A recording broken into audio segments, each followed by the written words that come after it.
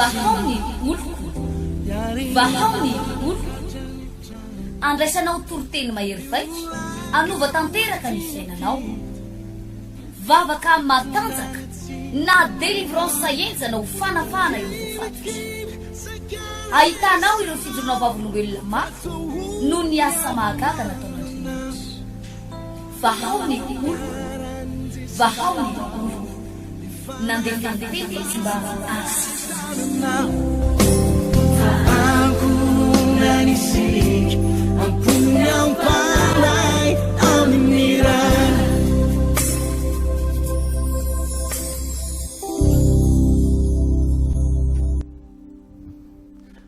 Ankafaliana tanteraka ry ava-malala no iara-banantsika rehetra tsararay aby ao anatin'ny tokantranao ao anatin'ity fotoanany ity manonona ny fiadanan'ny tompo ho atsika ary ny fahasoavana sy ny fanambinana ne ho ampitombonin'ny tompo ho amintsika tsararay aby ao anatin'ny tokantrano ao. Anisan'ny zava-dehibe loatra ity fotoam-bavaka izay iarahantsika ity ary za tena matoky sy mino fa natramin'ny ara-panahinao azy dia hiakatra sy foa ao anatin'ity fotoana androany ity. Zao ny tsarovy Andriamanitra hoy ny Baiboly dia mpamaly soa an'izay rehetra mazoto mitady azy. Ireo zavatsoa rehetra irinao ilainao ao amin'ny tompo zany tsisy mampahory ao amin'ny tompo dia hanompo an'ny tompontsika androany amin'ny voninahitra azy idera azy sy ankalaza azy ary anandram-bavaka sy anandram-peo eo anatrehan'ny tompo ao anatin'ity fotoanany ity. Horaintsika ilay hira mahafinaritra be manao hoe eto miakatra Andriamanitro Andriamanitro ianao hiran'ny sevamma ho ataontsika sahiry izay voninahitra ny tompo afaka miaina tsara ianao amin'ny hira ary mifantony tsara ao anatin'ity fotoanany ity androany. O voninahitra ao anao rainay tonga eto izay hanambara ny fahatsaranao.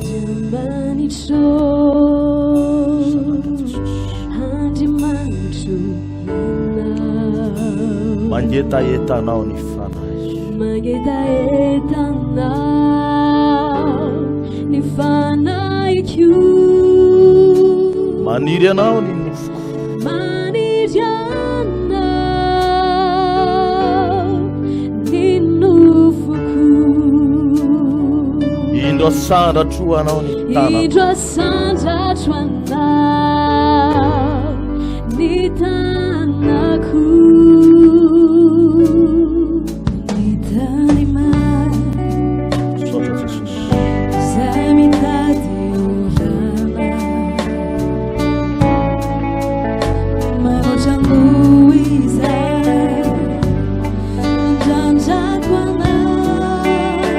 Hitondra fanatitra mampofo ny ndray,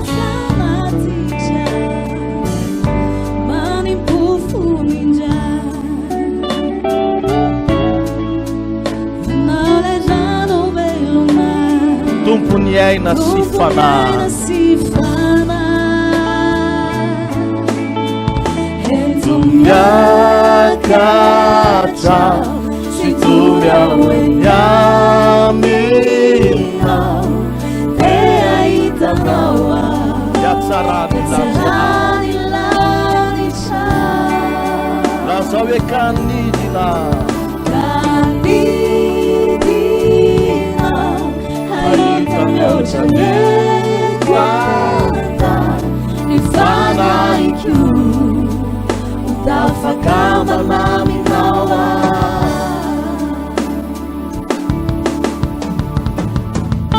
Andriamanitro aniry anao ny fananay androany dia ho tafakambana aminao anatin'ity fotoanany ianao mifamelobelomana ho anay ianao ny herinay sy mitanjaka hiary-tomponay Andriamanitro Andriamanitro ianao Andriamanitro ianao laza hoe mangetaetanao ny fanay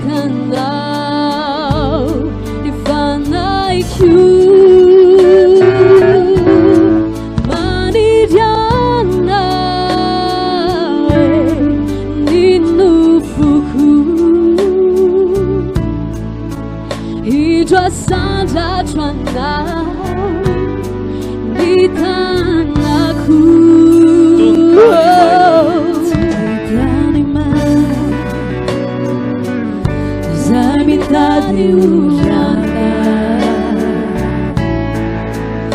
manochambuiza ndanjakwana Tunda fanaticha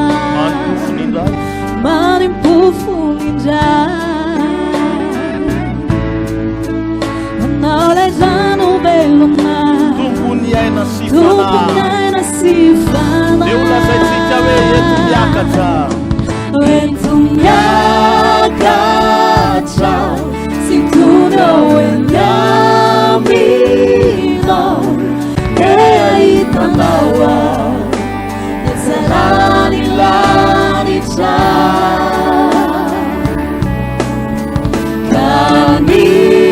Kanidina Aita mioja nyetwanta Nifana iku Tafakamba mami nawa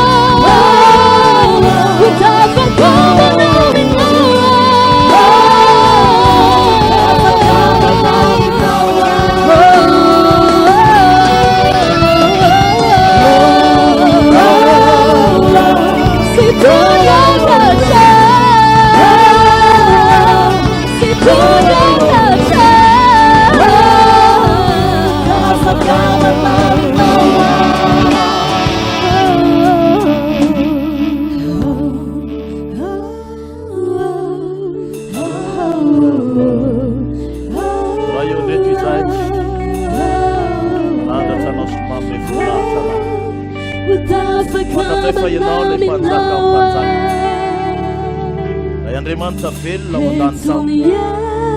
miasa ianao ka izy no masakana eo rehefa miasa eo amin'ny fiainana ina reo vahoakanao manome voninahitra anao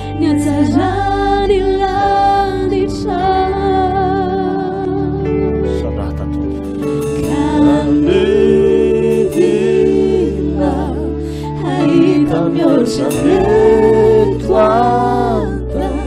Fanaiku Nafakamba na minawa Tontokatrano tikivavaky anao idirasakalaza n'Andriamanitra androany noho ny fahatsarany rehetra noho ny fahasoavana marobe zay nataony tompo teo amin'ny fiainanao tsarovy tsy tamin'ny tanjakao na tamin'ny herinao na tonga anao navory an'ireo arena marobe ao anatin'ny tokantranonao reo ary tsy nohony amin'ny fahaizanao mikarakara vatana no natonga anao mbola velinaina tahaka izao fa noho n'ilay Jehova Andriamanitra ray izay tianao natoy zao anao noho izany mendriko derainy izy mendriko no akalazaina androany Andriamanitra rainay eo mideranao izay satria tsara loatra ianao tsy misy azo oarina aminao tompo ianao le Andriamanitra velona sy mahery lay Andriamanitra mpanjaka amin'ny mpanjaka reto izay tompo Andriamanitra manandratra anao satria raha ireo soa marobe zay nataonao teo amin'ny fiainanay raha ireo fitahina marobe zay natosaka ao teo amin'ny fiainanay tompo dia tsy tambo isaina deranao a tompo ary mankalaza anao sy mametraka anao sy manandratra anao amin'ny seza fiandriananao tompo Andriamanitra ho anao voninahitra raiky ka io manokana izao fotoana izao tompo ho an'ireo olona zay ao anatin'ny tokantrano ka miaraka aminay ao anatin'izao fotoam-bavaka izao ka io mba tena ho tafaray aminao izy androany ho tafakambana aminao ary na inona Andriamanitra ray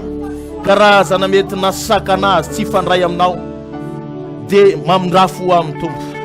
ianao no mitany ity fotoana ity mitany ara-panantsiraray aby ao anatin'ny tokantrano ianao meko voninahitra tompo Andriamanitra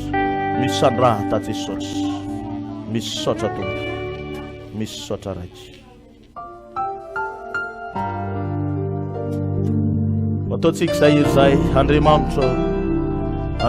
ianao mitady ianao fatratra aho tianay loatra ianao tompo araiky pity aminao zahay satria nanolotra ny ainy zanakao ianao famonjenao anay sandrata Jesosy mametraka anao zay ambony no fitiavanay ny zavatra rehetra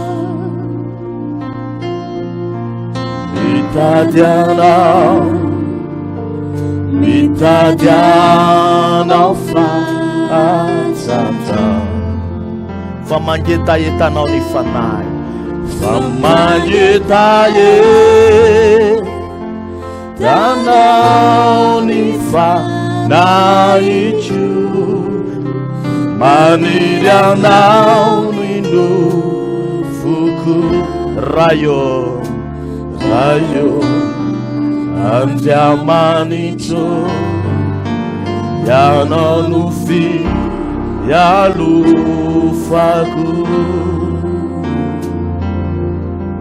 Andriamanitra ianao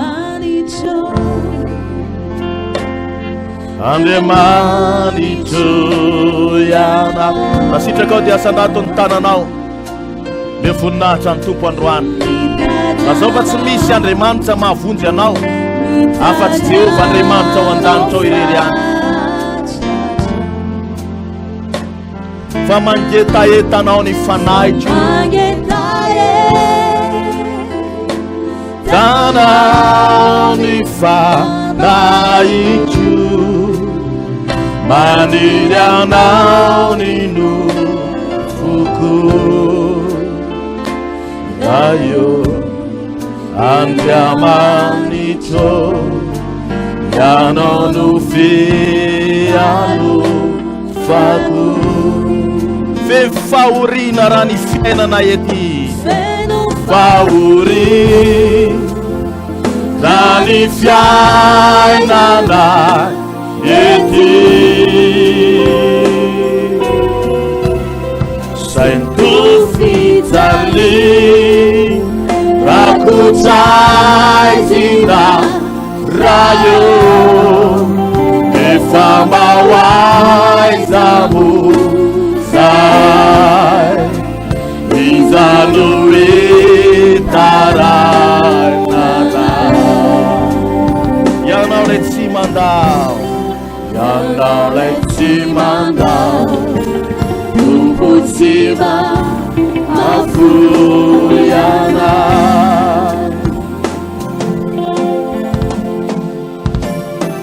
Andriamanitra masendra tonjolana izay ianao ny antoranay ianao ny anteranay Andriamanitra ianao malala ianao malala miadalako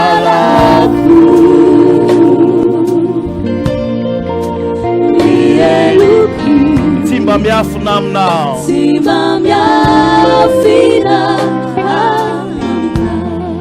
fa miodidina ireo fakapana fa miodidina ireo fakapana fangany anao anafagana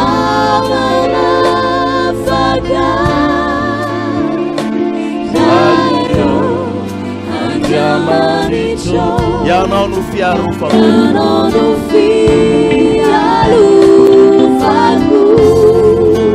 raha zao hoe feno fahori na ny fiainana ety sento fijali rakotraizina rayo efa mawaizamo zay izanoitarainana ianao lay tsy mandao ianao lay tsy mandao tompotsiva afuyana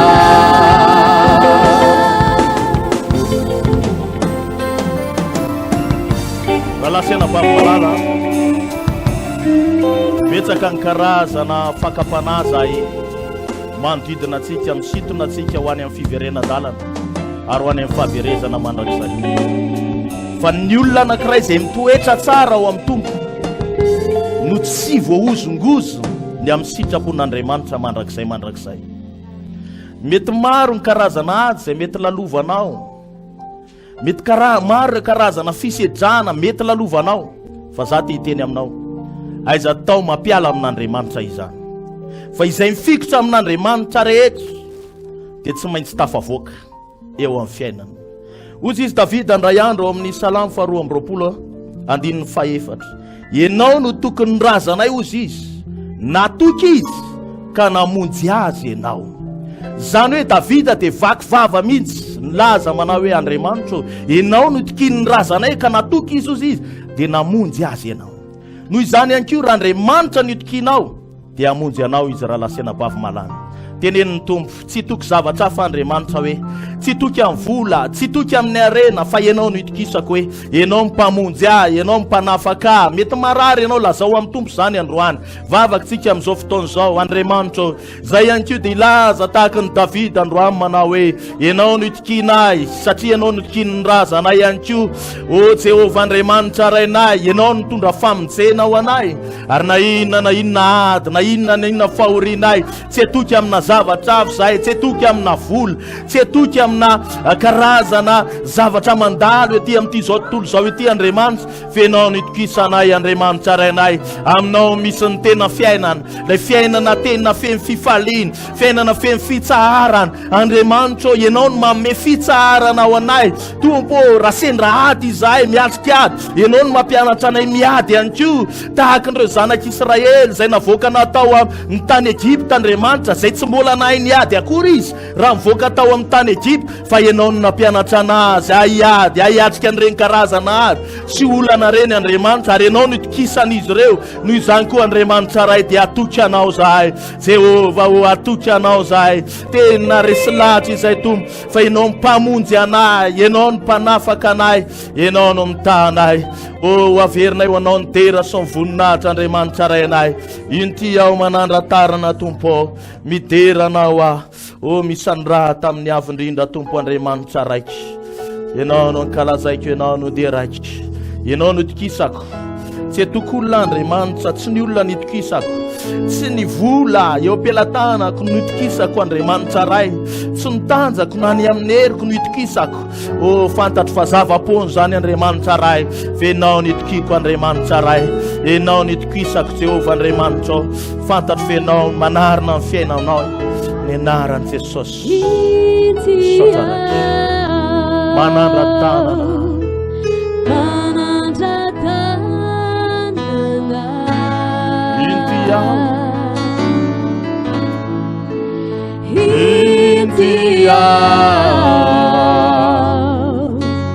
manatitra fisaurana miderana yakukivavaka lazao efa ety ianao manatrika anay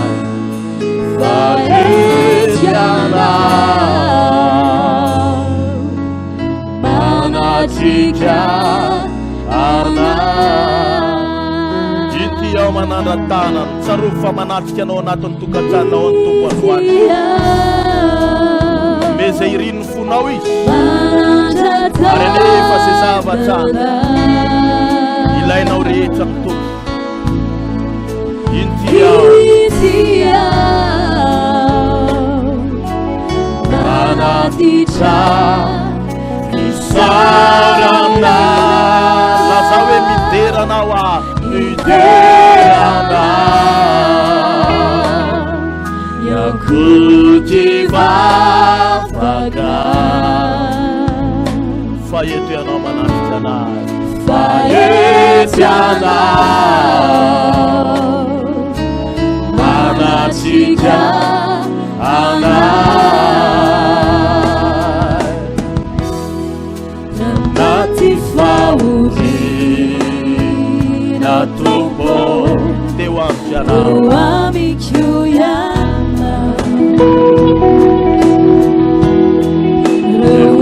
antso vavaka tonga teo anatrehanao tonga teo anatrehanao tanana sy fo sandry mahery amonjy sy ny tanàna sangatso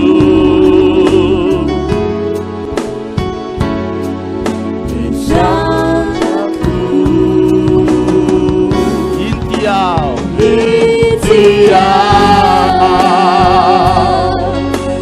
manandratanana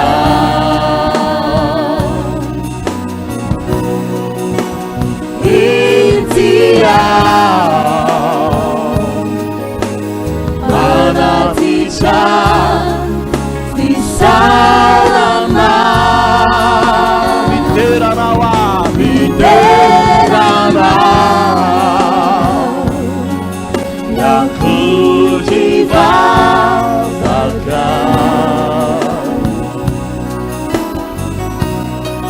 faeziana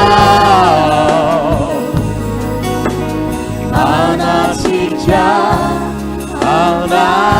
lazao hoe fahezy ianao maninatrika anay faeziana manasitra ana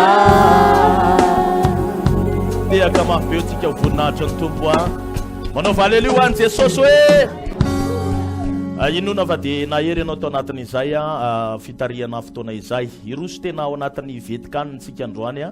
andreny afatry ny tompo afatra velona ampitondran'ny tompo amin'ny mpanompony androany a ka ho an'Andriamanitra ny voninahitra ho ampandrosoantsika ny lehilahin'Andriamanitra mampitomboanao amintsika mianakavy ny fahasoavan'Andriamanitra mpifaliana trano no iarana amintsika ao anatin'ny fitondrana ny afatry ny tompo tahaka an'izao minao fa tafiditra tsara ianao tao anatiny reny hira fiderana vavaka fanandratana an'Andriamanitra ireny ndao tao dia vavaka isika ho an'ny tenin'Andriamanitra mba atonga an'Andriamanitra ampitenin'ny mpanompony atonga an'Andriamanitra ihany koa anokatra amin'ny masom-panahinao a renganeny fanamasina hiara-iasa amintsika eto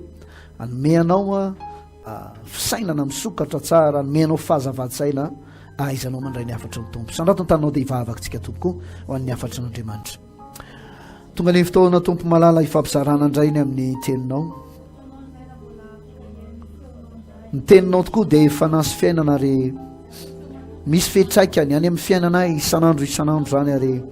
matoa zay mbola tafajoro tahaka izao tompo dia teo ny teninao izay nanohana anay ary zany teninao zany mba irinay fampizarana amin'reto rahalasana bavy ny fianakaviana isa tokantrano ny isam-batan'olona mihitsy dia andray zavatra avy amin'ny alala amin'ny teninao ampiteneno ny vavako tompo mba tsy hiteny izay tiako hotenenina na miteniko fa miteniko tsy manova olona fa miteninao no afaka isy fetraikany any amponiny tsiraray avy hatrany amin'ny ara-panahiny mihitsy aza dia hiatraikany zany teninao zany Andriamanitra ampiteraka finoana ampiteraka fanantenana hery hoentina hiazaka zana ao anatin'izao tontolo ny fanomponanao zao mitenena raha eo fa voninandray ny afatra ao a izay tsiraray avy mankasitraka tompo mankasitraka raikio amen mazoa toerantsika rehetra ary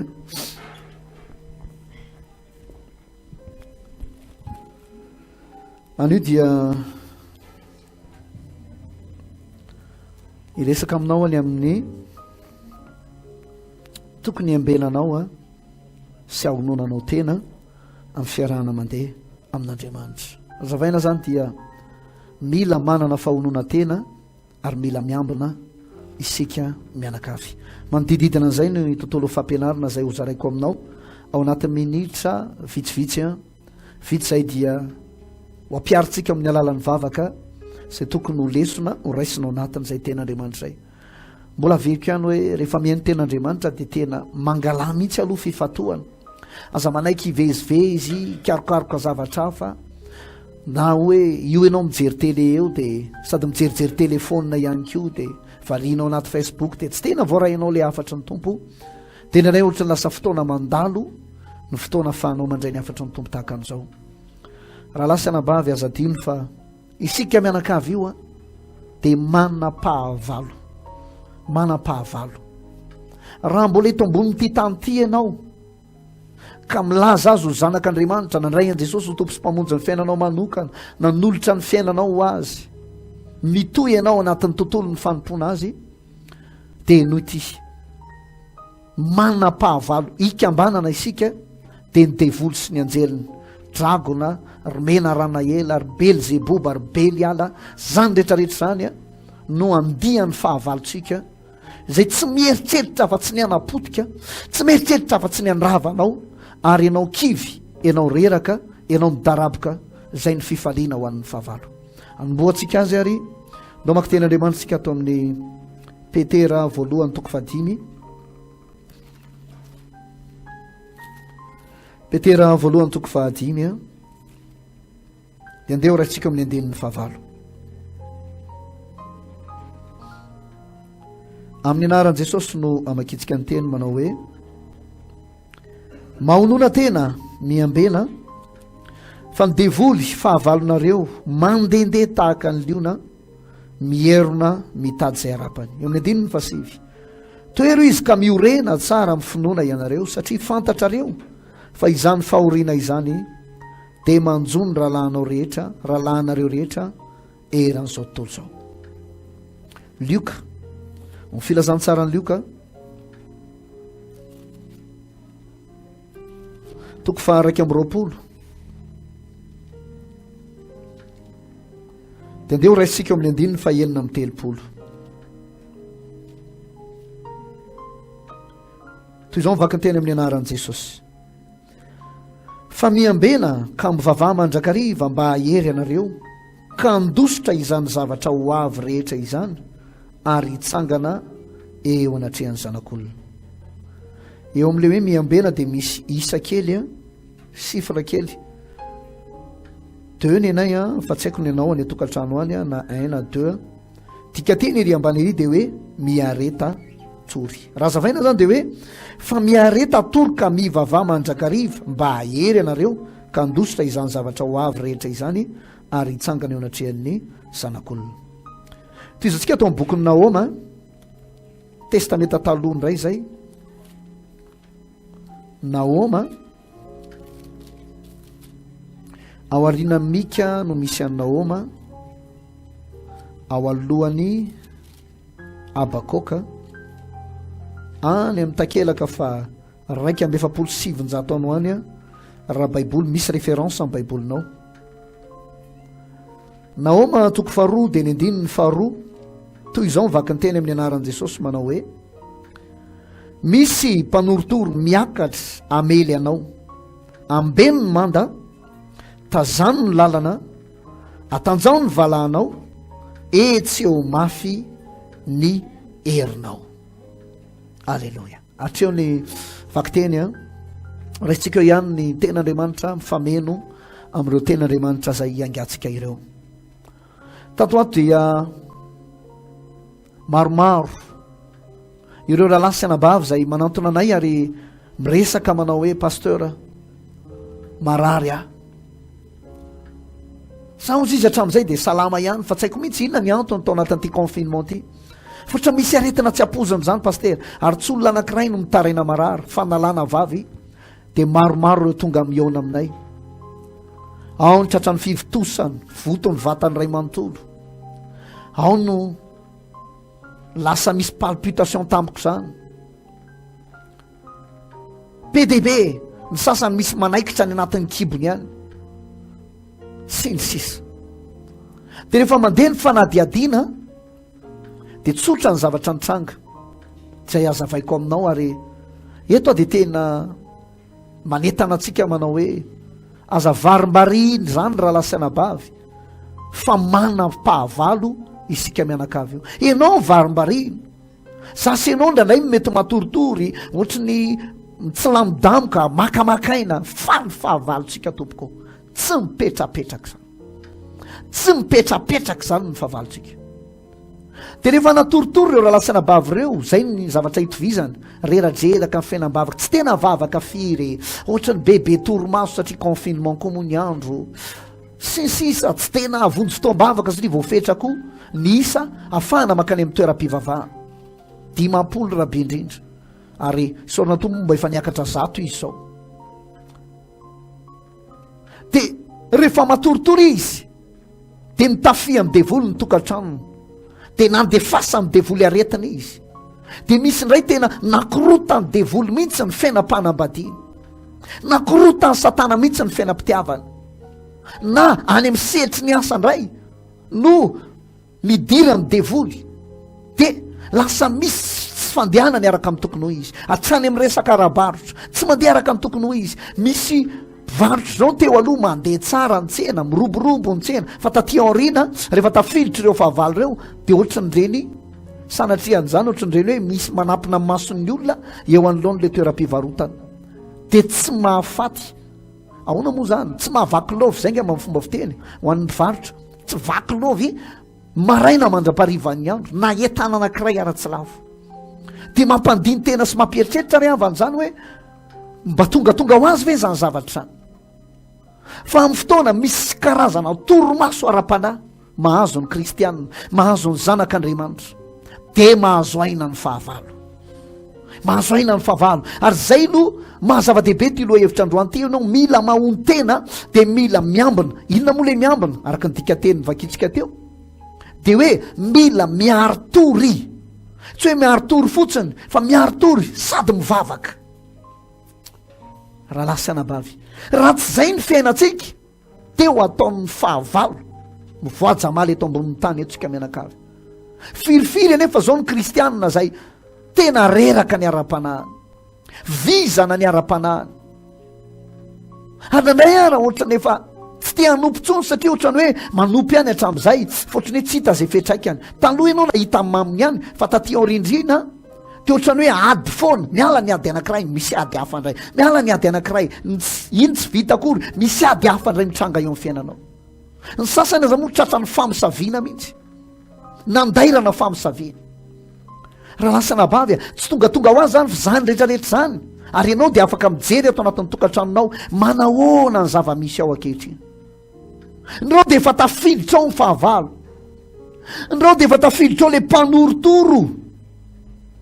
zay aninao ozy ny baiboly miakatra mba hamely anao, anakorotana ny fiainanao, anapotika ny filaminanao, angalatra ny fiadananao, satria mpangalatra koa tsy avy raha tsy angalatra sy amono ary andringa. De aonao ozy ny baiboly ambeno manda araka le vakiteniny vakitsika atao amin'ny Naoma 2:2 teo, ambeno manda, mila miambina. Raha lasanabavy malala raha izao ianao no mieritreritra fa mandeha ho azy ny zavatra rehetrarehetra, de ibitabitaka ny fahavalo anapotika anao, ibitabitaka ny fahavalo andravanao, ary de tsy hisy dikantsony lay fahobiazanao teo aloha. Maro amintsika ny riavana vo nanomboka nanompo ny tompo e, nety daholo ny zavatra rehetra natao, milamina tsara ny fiainam-panambadiana, ny vola mitosaka ohatran'ireny rano vaky reny, manangan-javatra ianao isam-bolana, ila isy foto-drafitrasa mitsangana foana ao anatin'ny tokantranonao eo amin'ny fiainanareo mianakavy. Aiza ho aiza zany ankehitriny. Fa raha tontolo ara-pitiavana izy de ohatrany hoe maina ny ravina ny nanana, fomba fitenin'ny tolo zany, zany hoe efa maina le ara-pitiavana, tsy misy fifankatiavana vanina tsony ao anatin'ny tokantrano. Efa manomboka marary lava ny isam-pianakaviana, ny ankonana ray manontolo, manomboka tsy mandeha tsony ny asa mandraraha, fa ohatra manomboka ohatra mipatininy zany, zany hoe ohatrany hoe miodina ihany ny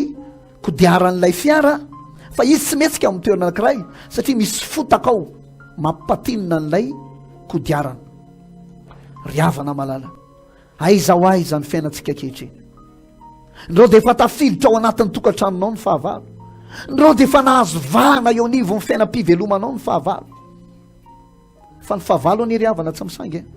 devoly ane tsy mba manana famindram-po zany e, devoly ane tsy miantra anao zany e, hoe mampalahelo ty ankonany ty, fa efa betsaka izay vitantsika tamin'izay, fa mba okare zay ry devoly isany, tsy devoly tsy miantra anao zany. devoly tsy misangy anao zany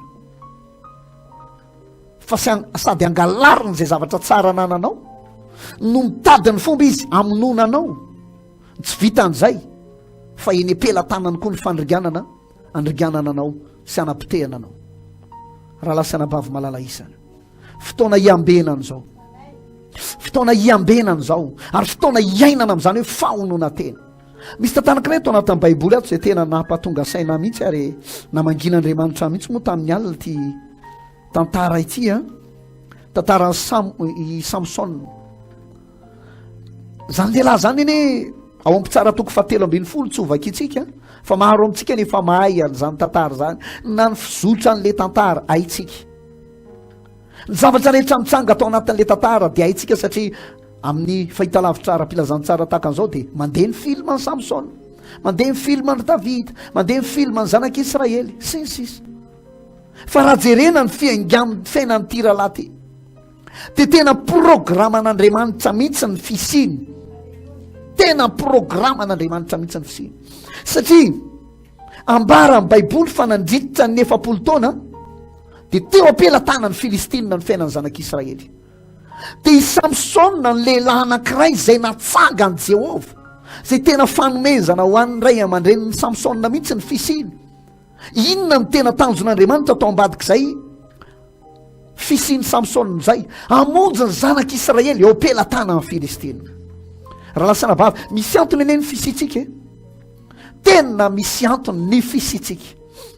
Ianao io tsy misimisy fotsiny zany, tsy hoe kristianina fotsiny dia mipetraka ho kristianina fotsiny, tsia manana mission koa, manana mission anao ianao eo anivon'ny fianakaviana, eo anivon'ny ankonana, eo anivon'ny firenena iray manontolo mihitsy. Manana mitanjon'Andriamanitra manokana izasy ianao izay tia no tanterahako, tia no tanterahanao eo amin'izay sehatra ny antsony ianao zay. Inona ianao zavatra misy satria avy amin'Andriamanitra ny fisiny Samson dia Andriamanitra zany mitompo marika mamatsy azy amin'ny alalan'ny hery fa tany amin'ny mbola fahazazany fony mbola zazy izy dia efa mitombo ary Jehova mitazy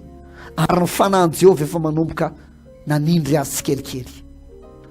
Tsapany Samson mihitsy fa izy tsy ohatran'ny olombelona rehetra, izy dia manana hery hafa noho ny olona rehetra, miara milalao ihany ny ankizy rehetra fa izy ny hery ny hafa mihitsy.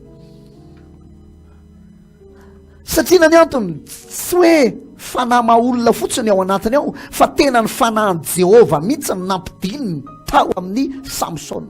Mba hainao moa fa tamin'ny fotoana nandraisantsika an'i Jesosy, tamin'ny fotoana tonga olom-baovao tsika nandray ny teniny, nandray an'i Jesosy ho tompo sy mpamonjy ny fiainantsika manokana, dia io baiboly hoe nandray hery isika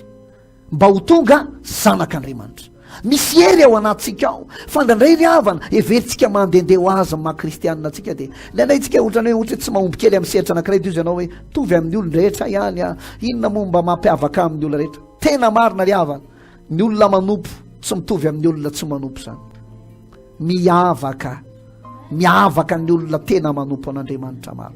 ary tsy tokony isy fomba hitovitovizana amin'ny jentilisa mihitsy. Lalana roa samihafa any amin'ny fanjakan'ny aizina ireo olona tsy manana an'Andriamanitra ary aty amin'ny fanjakan'ny mazava no misy an'ireo olona manompo an'Andriamanitra. Samihafa zany toerana zany, samihafa ny atmosfera iainana. Inao izy nareo zavatra misy tena marina, tsy tokony hanambady vehivavy hafa mihitsy Samson raha ny tena izy, fa saingy rehefa nandehandeha tany amin'ny tanin'ny Filistina tany izy dia nahita tovavy mahafinaritra mate hijery tao amin'ny Filistina zany, tany amin'ny tanin'ny Filistina. Dia inona ny zavatra misy dia niteneniny tamin'ny ray aman-dreny dada sy niny anambady amin'izay dia aizao izy le aizao izy ny ray aman-dreniny vady ho alainao eto amin'ny firenetsika ve eny misy tsara ihany eto amin'ny firenetsika ve ohatrany tsy maharesy lahatra fa tena vehivavy Filistina no vadiko ry dada sy neny. Nandrara ihany ray aman-dreny, tsy mety amintsika ane zany anake, reny ane ka firenena tsy mifory, reny ane ka firenena tsy manana an'Andriamanitra, so dia hopotika any renao ry Samson. Maninona raha mba ato amin'ny firenetsika mijery zay mba ho taola tezanao fa nandahatra amin'ny farany Samson satria nieritseritra izy fa io herin'Andriamanitra ao anatin'io dia azo lalaovina raha lasy sy anabavy malala isa. ny herin'andriamanitra zay nomenanao, fanomezana nomenanao, de fanomezana sarobidy mba hoentinao mamita ny asa fanompona zay napetraka andriamanitra eo anoloanao. Azakazaka ny hery havana makany an-danitra ary ny ilana ny herin'andriamanitra de mba hahatonga anao atateraka ny fiazaka zahana ohatra ny Paoly apôstôly. Azay mirary raha mirary ao anatin'ny fotoam-bavaka tahaka an'izao, reny le tsika mangataka hery reny, de hitombo hery eny am-pandianana ianao, de hitombo ositra hatrany hatrany ianao. Ka raha misy lehilahy sy vehivavy tsy mihemitra amin'ny fampona an'andriamanitra amin'izao azakazaka zao, de mba ho anisan'izany ene ianao. Zany ene no iraritsika io fa Samsona deso be rendrarendra loatra. Inona ny zavatra anisy? Aikay rehefa tena zoiny io tantara io ao amin'ny toko 7:12 ny Filistina efa miandry fotsiny. Ary ty lehilahy ty ohatry ny hafahafa, ohatry ny hafahafa, ohatrany tsy mitovy amin'ny olombelona rehetra, ohatry ny manana hery hafa mihitsy. Ny fahavalo tompoka tsy mipetrapetraka zany. Ao anatin'ny trano venao tilitily ianao izy, matoritory sa mivavaka amin'ny Andriamanina. Vao mivoaka eny an-dalana ianao, varimbarina mirendrarendra ety an-dalana sy ny filana sy ny fijerejejona ve sa mifantoka amin'ny Andriamanina. Naiza misy anao de zao ny azadino, misy iraky satana manara-maso anao, misy iraky satana manara-maso anao. Raha tsy mavavaka ianao tatoato nefa ohatry mbola milamindamina ny zavatra rehetra, ny tena marina tsy hoe ny fahavalo ny mipetrapetraka, fa mbola narovan'Andriamanitra tamin'ny famondrampony ianao, de mbola nitehirizin'Andriamanitra tao aminao ny fahasoavana. Ka na de ao anatin'ny falemenao ary ianao, de mbola miseho eo aminao ihany ny herin'Andriamanitra. Zao anefa ny azadino, aza lalaoviny zay herin'Andriamanitra nomenanao zay, aza lalaoviny zay. Fa tena ny an'ty Samsona ty de tena tsy haiko hoe nolalaoviny mihitsy. Inona ny zavatra misy? Mamono lioana ane izy, tsisy dikany aminy mamono lioany ao amin'io toko 7:12 io. Ny fotoana izy nampanao ankamantatra, nanao ankamantatra tamin'reto Filistina reto. De rehefa nampanao ankamantatra de zao ny teneniny manao hoe raha inareo mamantatra an'izany ozy izy, omeko akanjo in-telopolo miovy nareo, in-telopolo miovy. Tsy resaka aminareo n'le ankamantatra fa lasa lava be izy raha zareko zay. Fa inona zavatra misy sa mitereniny olona, tereniny Filistina mivady ny Samsona, le nalay ny vady tao amin'ny Filistina zany. Tenenao aminay le nofy, tenenao aminay le ankamantatra fa ratsay vononay ianao sy ny fianakavianao. De nandangolango an Samsona le vadiny, inona re mba tantarao amiko fa zany mba akaiky andrindriny, zany mba akaiky amin'ny malaly, mba tantarao moa fa za tsy tantara amin'izana amin'izy. Tantarainy Samsona tamin'ny vadin'ilay valiny akamantatra, tereniny Filistina sy miaramila amin'ny Filistina hatramin'ny mpanjaka amin'ny Filistina. Lay vadiny Samsona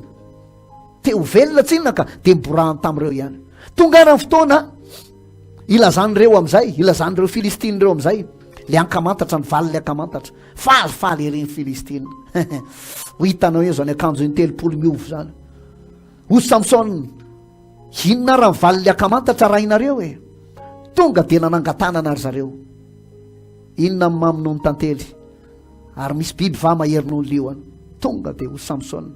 raha tsy nampiasa ny vadiko nareo, tsy hainareo zany, fa ina izy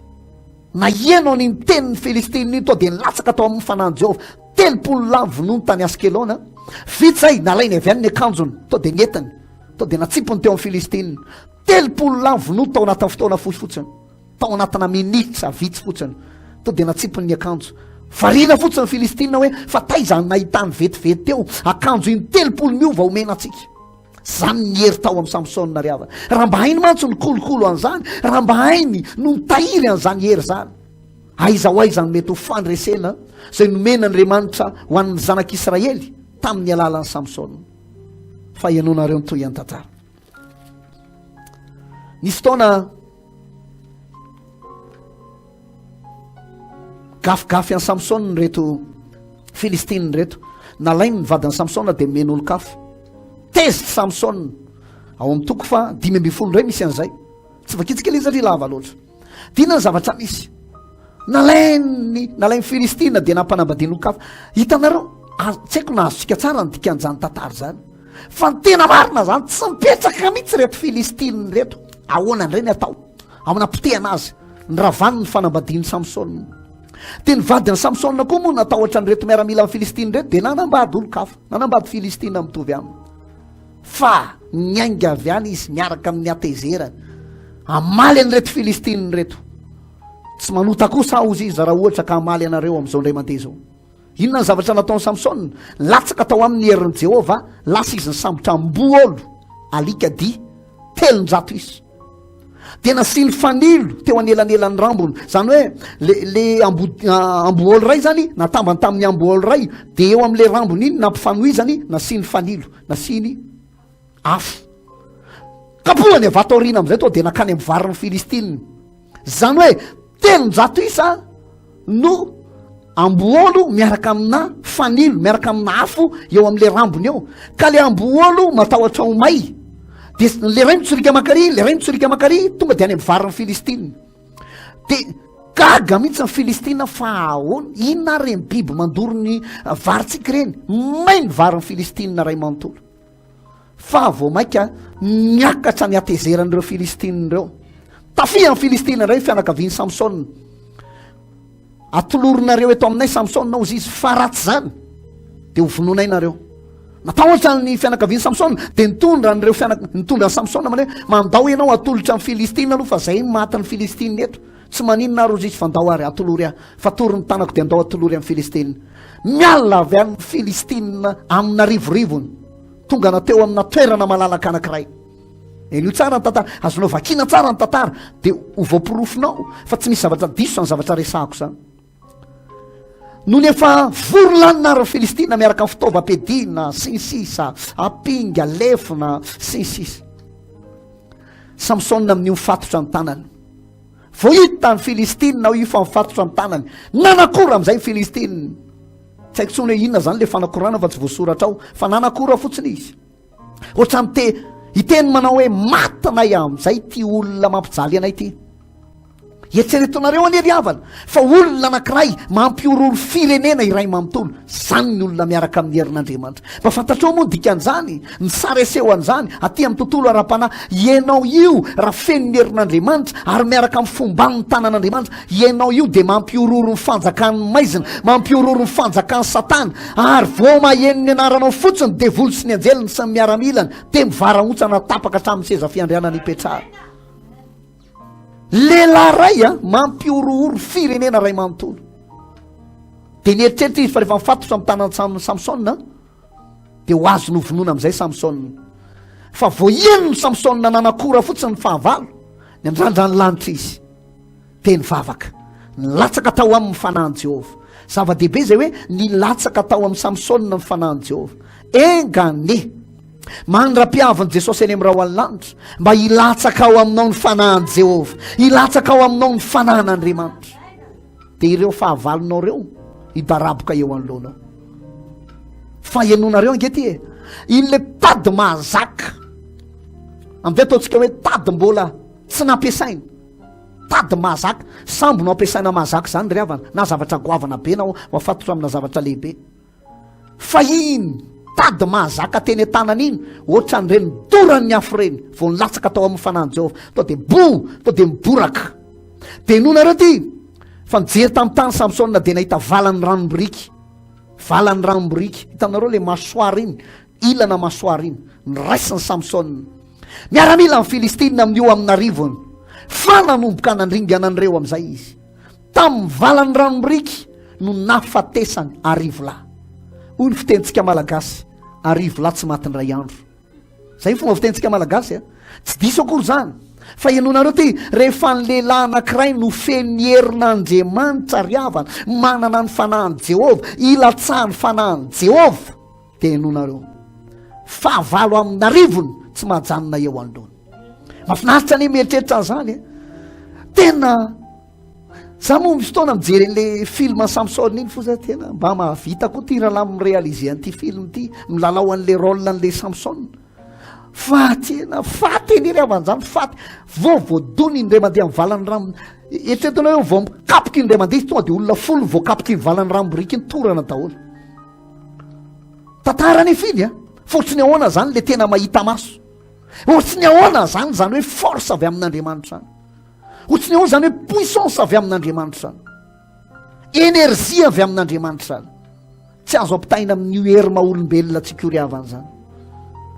zany ny tombontsoa am'le mivavaka ny eriavany, zany ny tombontsoa am'le mivavaka ny eriavany. Ary ampirisiako mihitsy ianao manomboka androany, na ohatsy ny ahoana avy zananao avy any amin'ny asanao, na ohatsy ny ahoana arerahanao, manokana ihany aloha fotoana hivavahana, manokana ihany aloha fotoana hitolomanao inatrehan'Andriamanitra, anivozanao ny herin'Andriamanitra. Mba haninona? Mba hatonga anao ho mpandresy amin'ny adinao rehetra, satria ny anao mivavaka iny miambiny ianao ny dikan'iny. Dikan'izay dia zao mila manokana fotoana ianao hiaretana tory, fa ry zao ianao ry havana mbola be torimaso, nefa ianao te ho mpandresy, tsy possible zany. Tao anatin'ny ray andro naminony arivo lahy tamin'ny Filistina, fa niaika mihitsy amin'ny Filistina hoe fa olona inona loatra ty Samson ty, tsy mba folo akory ry zareo ny atamintsika fa izy rery, ary amin'io tsy misy fitaovam-piadiana fa valany ramorika ny teny ampelatana, fa maninona matantsika.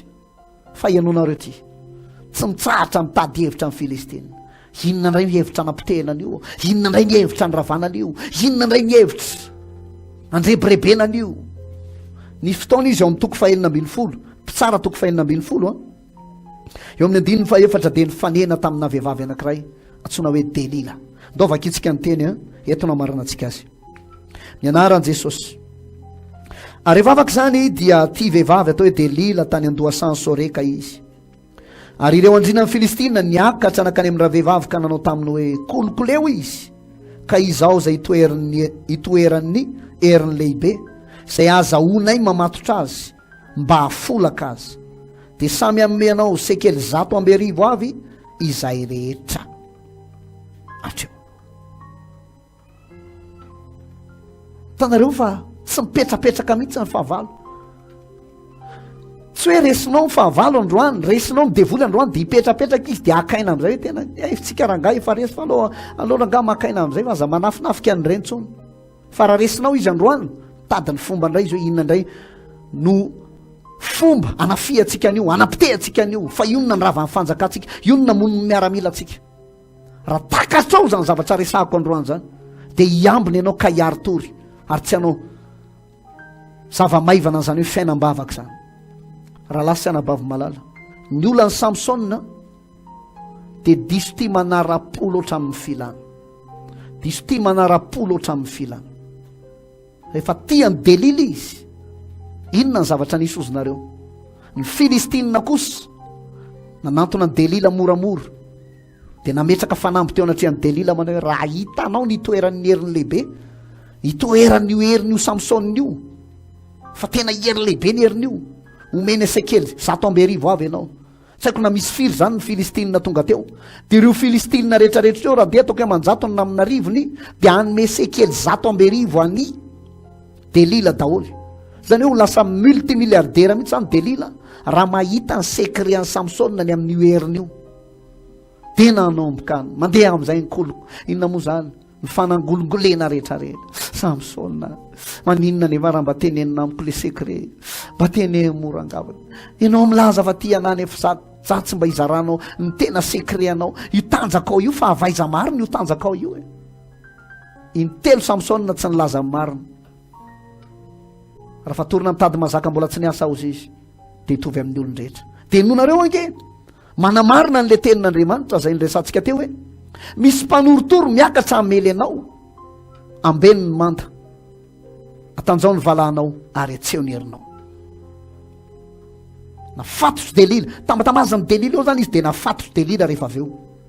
fa tsy fantatry Delila hoe any marina ny tena hitoeran'ny herina. Dia nonareo anke aiky ny Filistina efa manolotrika ao ambadika ao, reo le mpanorotoro miakatra amely anao reo. Aza dino ry havana fa ny fahavalo dia miafina any amin'izay toerana hiafenany ihany, hiandro ny fotoana mampalemy anao mba ahafahany manapodika anao. Inona ny zavatra misy Samson ao anatin'ny torimaso iny nitairiny Delila, Samson nireo ny Filistina miakatra amely anao, fa tonga dia nitapahany indray mandeha fotsiny tady dia tapaka. Dia toy izay ny nanaovan'ny Samsona ny amin'ireo fanangoleny Delila nandritra ny intelo miantaona, fa tany amin'ny faninefany dia nonareo ty tente tsy te hiaina ntsony Samsona ny hafarany, satria leo ny langolangony Delila izy,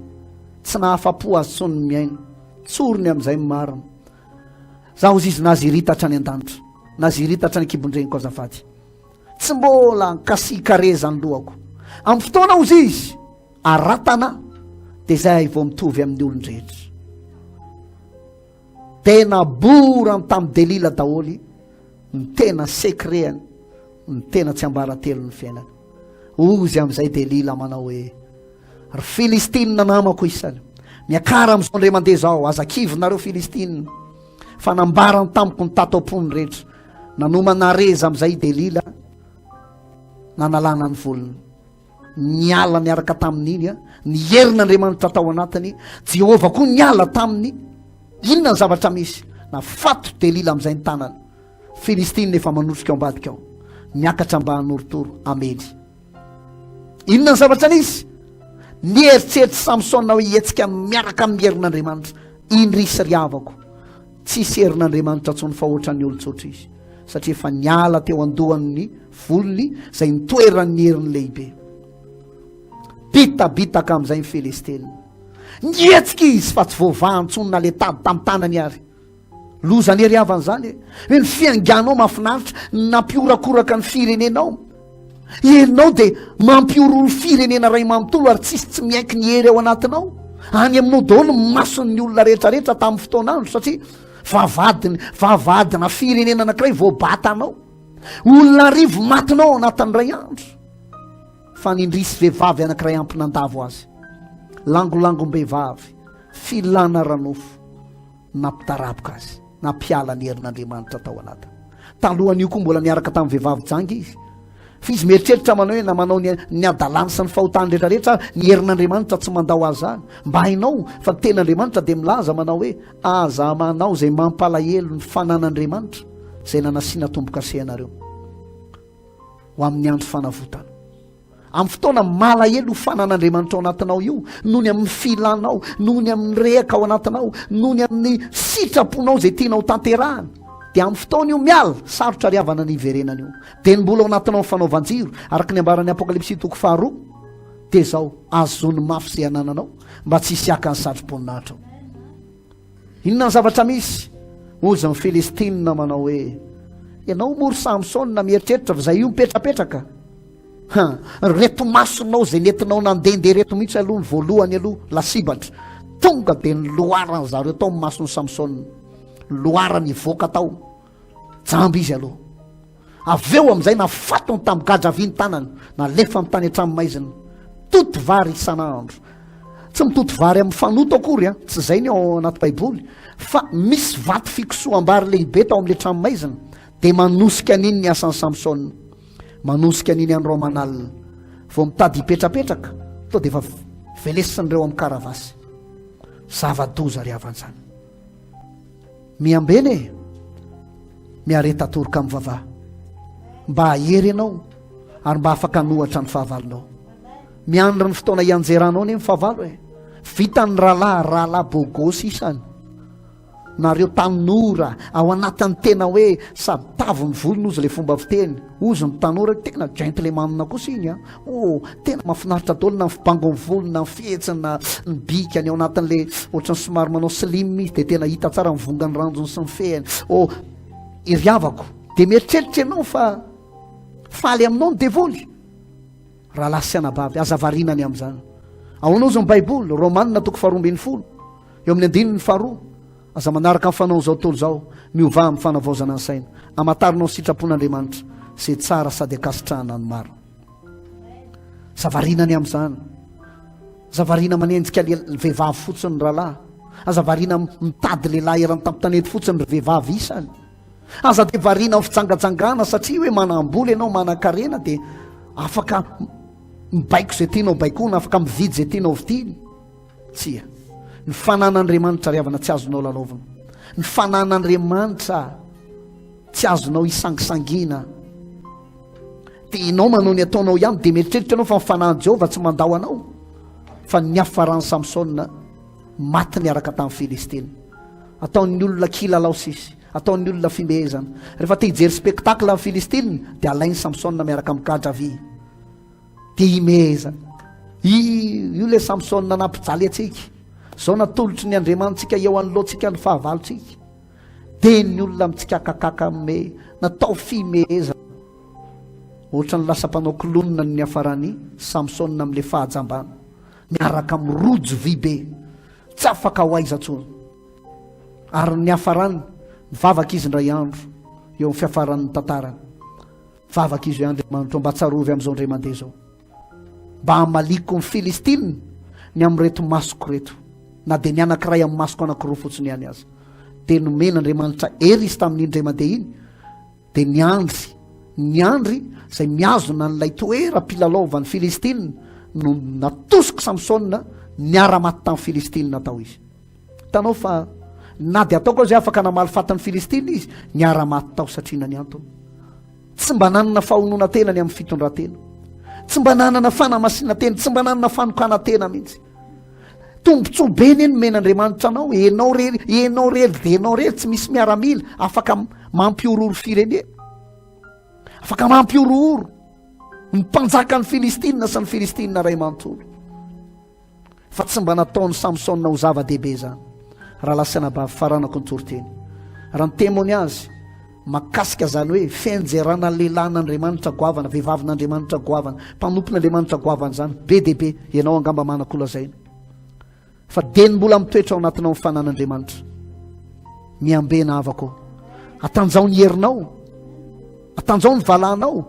ary etseo ny hery ao anatinao ngataka ny herin'Andriamanitra tsika androany mba hatonga anao ahony tena sy hiambina mandrakariva mba tsy hatonga ny fahavalo afaka anapotika anao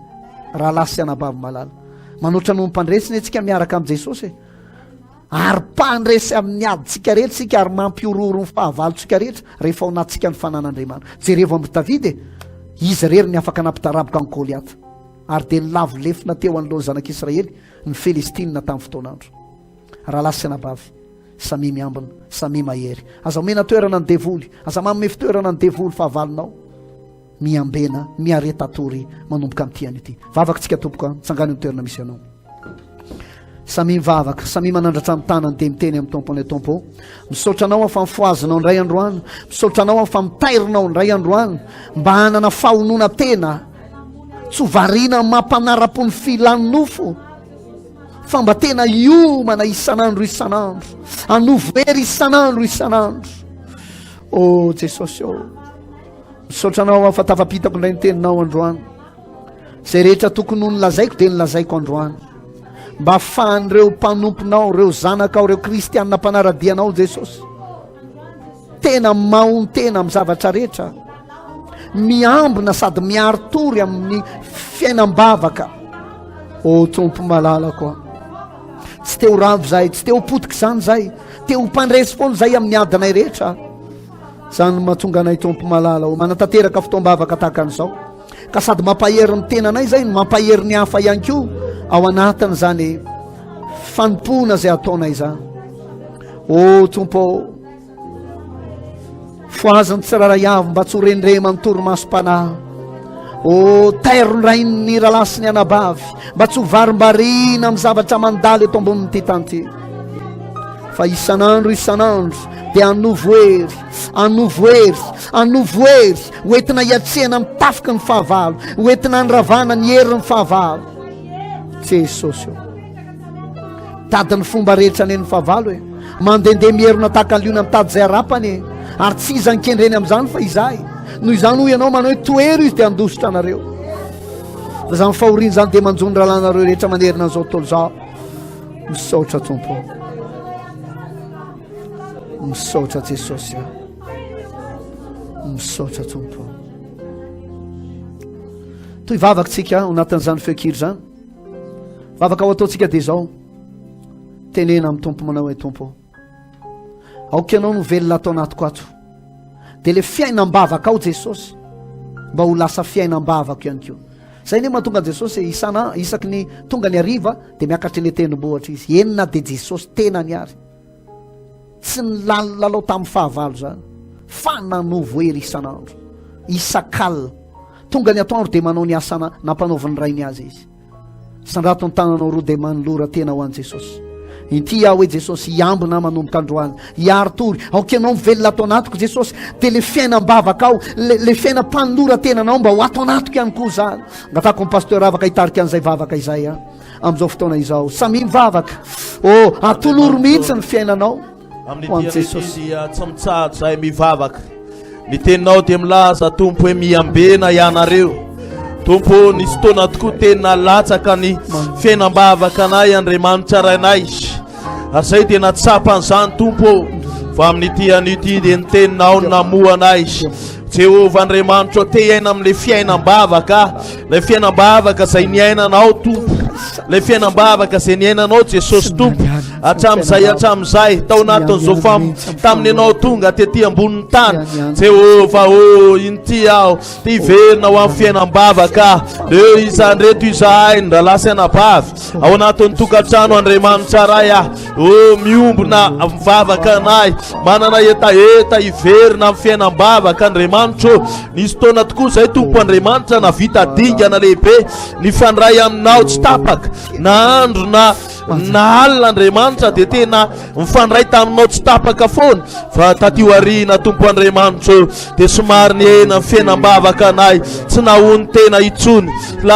lasa somary niaina ny tafalatsaka tao anatina fahakamona, tafalatsaka tao anatin'ny falaindainana. Fa androany tompo Andriamanitra namoa anay indray ianao ary amoa anay amin'ny ara-panahy, atonga anay olom-bavaka, atonga anay olona tena miaina ao anatina fiainam-bavaka lalina mihitsy. Jehovah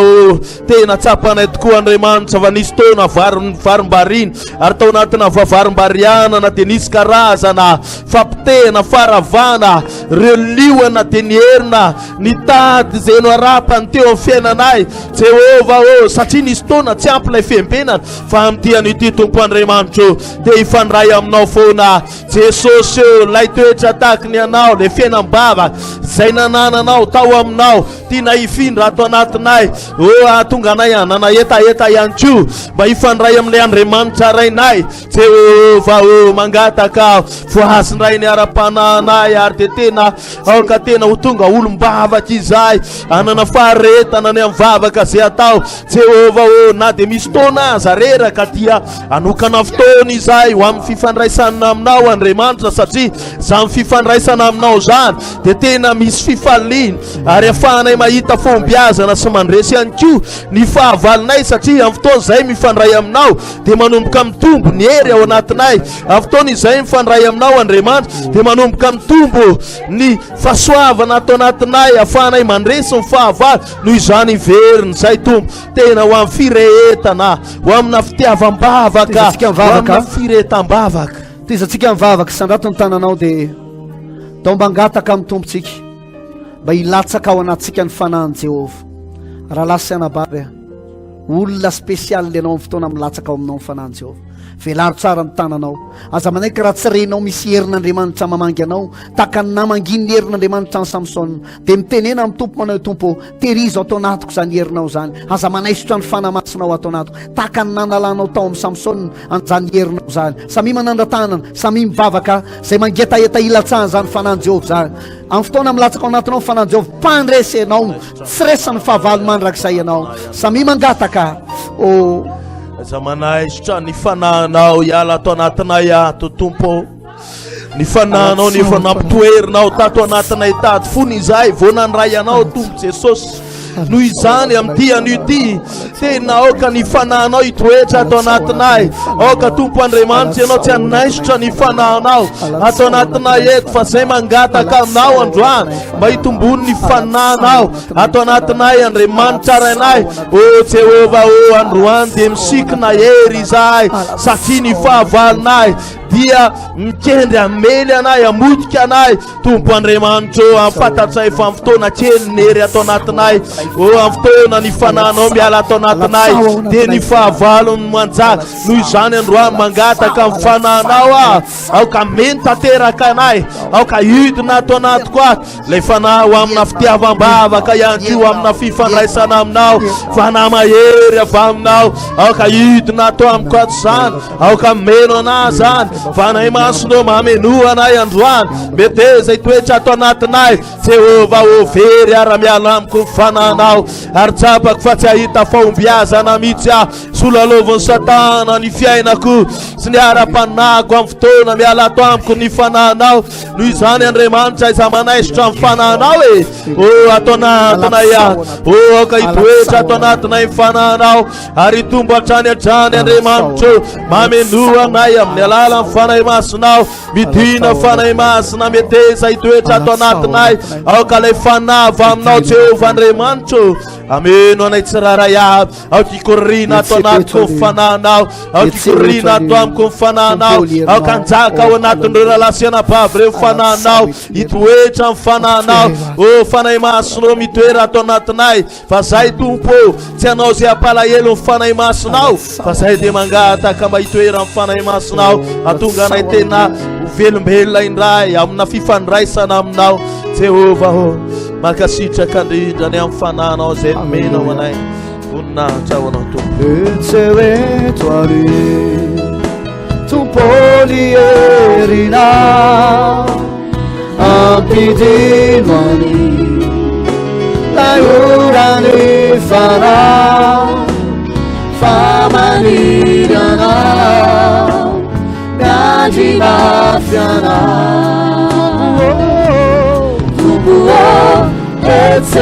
etseverina